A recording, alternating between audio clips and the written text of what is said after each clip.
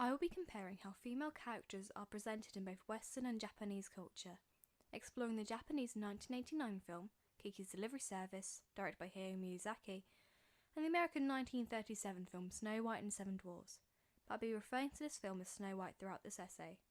I have chosen these films as they both follow the fantasy film conventions and have a central female protagonist, which I relate to feminist and gender theories. Snow White displays American gender stereotypes during the 1930s and serves as a contrast to the Japanese gender stereotypes in the late 1980s and early 1990s, shown in Kiki's Delivery Service, particularly with reference to the expectations of young teenage girls. The geographical and historical context shows how feminist views and theories differ due to time and across cultures, and I'll be looking at these differences and how they are displayed in both films. However, there are differences in approach due to cultural context. Magic in Snow White is seen as something to be feared, which reflects attitudes to the supernatural in American society, which associates magic with deception, whereas there's the idea within Japanese society that magic is something that can be used to help others, particularly with the belief of Kodama, which is the idea that words possess magic and only those who are good are able to practice this. In terms of genre, fantasy is a stereotype of literature that describes situations that are very different from real life, usually involving magic. Many of its conventions are prevalent in both films, including magic, creatures with human-like abilities, and a happy ending. Japanese cultural expectations of teenage girls are expressed rather clearly in Kiki's Delivery Service, especially when relating to the beginning of the film when Kiki is still living with her mother. The character, Kiki, presents tidiness, compliance, and self-reliance, which are all key desirable factors in teenage girls. Self-reliance is the key driving factor of the plot of Kiki's Delivery Service, so this trait is particularly prominent when watching the film. Indeed, Kiki only spends approximately 4 minutes with her parents during the whole film. According to Hayao Miyazaki, the director of Kiki's Delivery Service, the film portrays a gulf between independence and reliance in teenage girls, and we see that Kiki's character is within the gulf of going out on her own to make a living, meaning that being self-reliant is a key part of this culture. However, this is different to Western culture, particularly during the 1930s when Snow White was being produced. America was known to be very much a patriarchal society at the time. However, after women were given the right to vote in 1920, many of the traditional rules of behaviour were eased. Traditionally, women were expected to carry out the typical tasks given to them, such as cooking and cleaning, both of which are evident in Snow White. During the film, it is evident that the protagonist actually enjoys the chores that she does. This idea that Snow White enjoys the domestic chores is important when we consider the social context, because showing a stereotype of a woman enjoying housework to small children, who are the audience of the film, could be seen as a reaction to the freedoms that women are experiencing in the real world. According to Murphy, this film was created by men, and it's a male view of how women should behave. He adds that, in early Disney films, good women are domesticators, and this stereotype is being reinforced with Snow White. Indeed, a common feature in both of the films is this ideology about what is considered desirable behaviour for a young female. For example, both films display a westernised version of the perfect girl.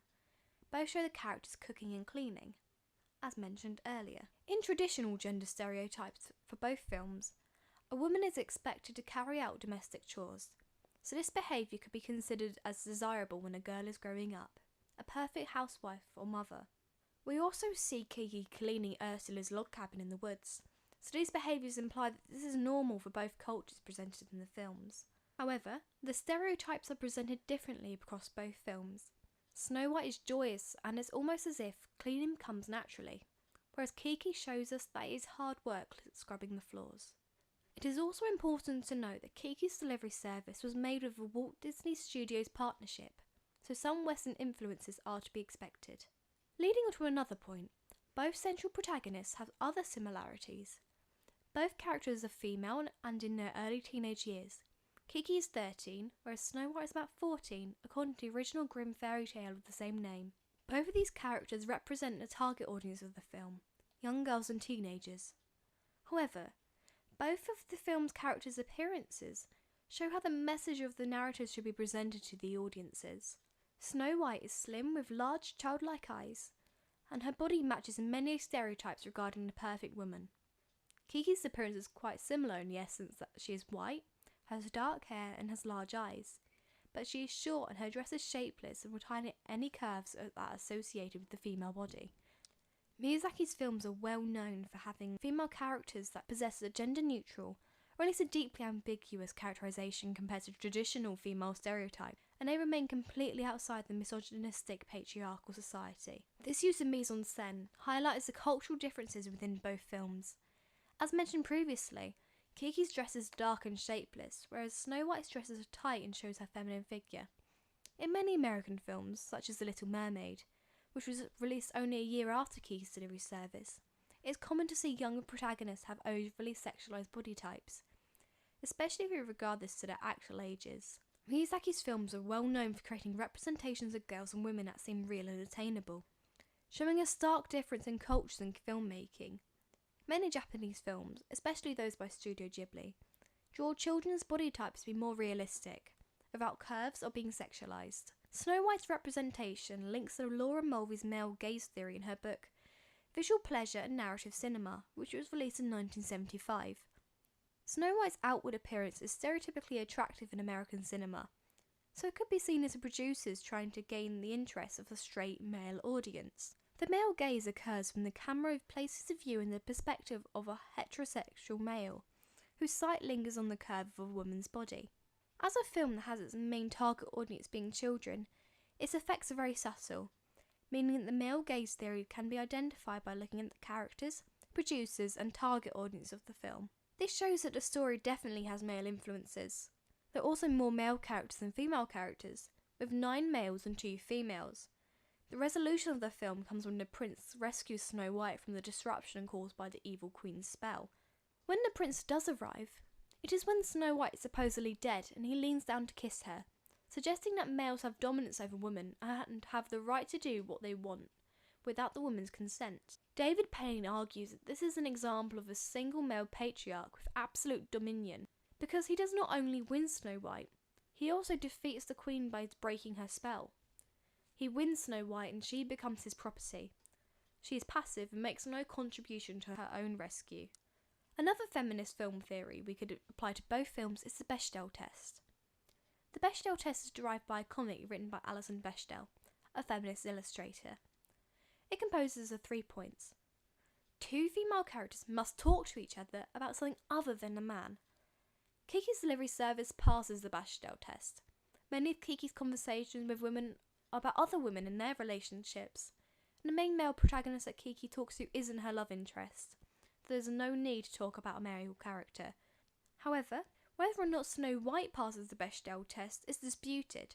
There are only 2 female characters in the film, Snow White herself and the evil queen. There's only one scene where both characters have a conversation with one another.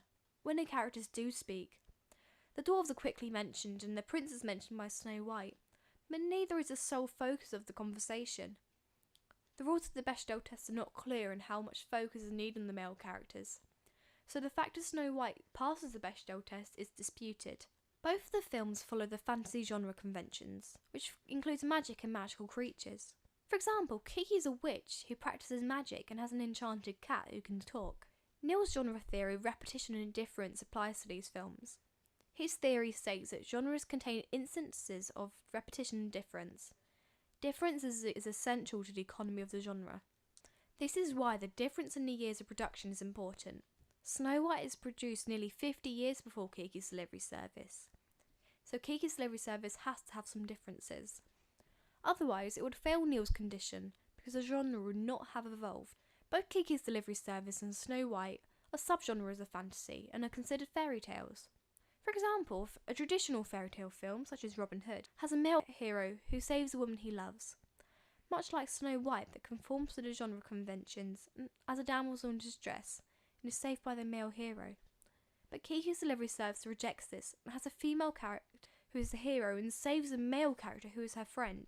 Miyazaki's work succeeds in the creation of believable, empowered women who are allowed to assume and retain positions of power, whereas Disney presents women as stereotypically as the damsel in distress, never entirely free but from the comforting but constrictive fear of male authority.